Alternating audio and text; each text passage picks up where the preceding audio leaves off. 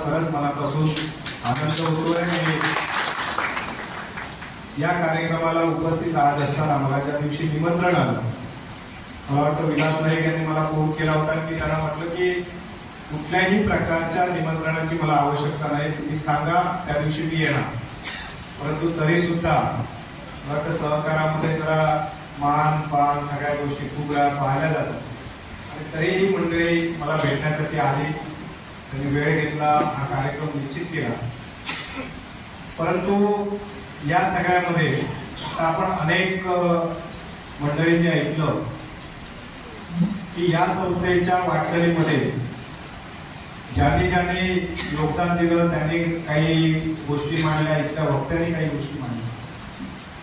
परंतु या सगळ्याचं श्रेय जर खऱ्या अर्थाने कोणाला जात असेल आणि कुठल्या गोष्टीला जात असेल तर कैलासवासी प्रकाश परब यांच्या प्रशासकीय कार्यपद्धतीला, त्यांच्या शिस्तीला, त्यांच्या निष्ठेला आणि त्यांनी आपण दिलेल्या मार्गावर त्यांच्या सर्व सहकार्यांनी 25 वर्ष वाटचाल केली. त्या सर्व सहकार्यांना खऱ्या अर्थाने याचं खरं श्रेय जात आहे.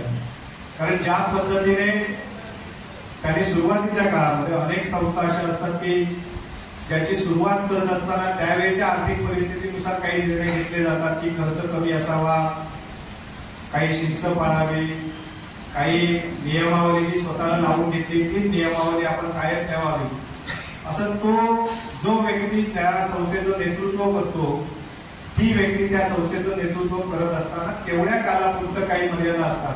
परंतु त्याच्यानंतर पुन्हा व्यवस्थापन बदललं की काही कार्यपद्धती बदलतात. परंतु या संस्थेच्या 25 वर्षाच्या वाटचालीमध्ये अशा कुठल्याही प्रकारचा बदल या संस्थेच्या कार्यपद्धतीमध्ये झाला नाही आणि हेच खरं या संस्थेच्या यशाचं गमक आहे.